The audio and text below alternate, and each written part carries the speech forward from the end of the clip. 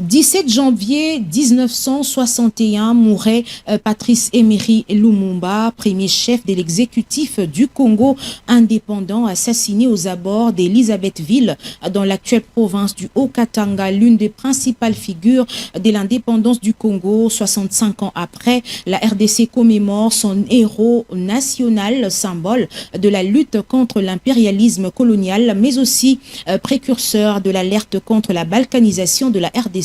Aujourd'hui, dans un contexte où l'intégrité nationale du pays est menacée, les discours de Lumumba sonnent comme l'accomplissement d'une prophétie.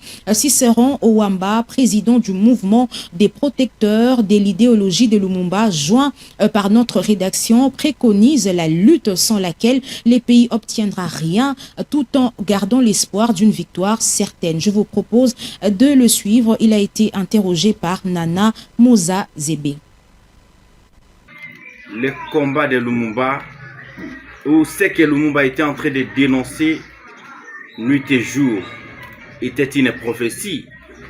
Rappelez-vous que Patrice Emery Lumumba disait que le complot était déjà fait, les plans étaient déjà établis. C'est d'imposer un gouvernement contre la volonté du peuple. La Belgique désire balkaniser ce pays.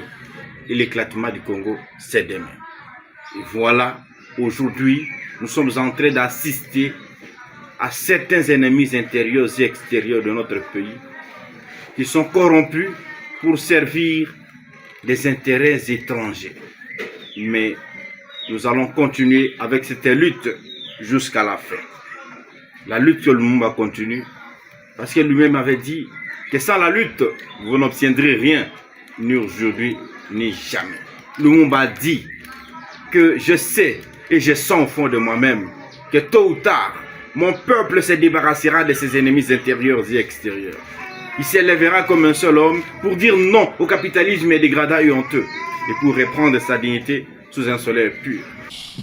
Personne de Patrice Emery Lumumba et Laurent Désiré Kabila n'a eu droit à une manifestation officielle cette année, comme aussi en 2025. L'absence des officiels dans les sites comme les mausolées de ces héros nationaux a fait énormément du bruit. Cette indifférence des autorités congolaises est qualifiée des manquements criants à leur histoire, même si d'autres estiment par ailleurs que la meilleure manière d'honorer la mémoire de Lumumba est celle de pérenniser son combat pour un Congo libre. Suivez-les au micro de Glody Maïma.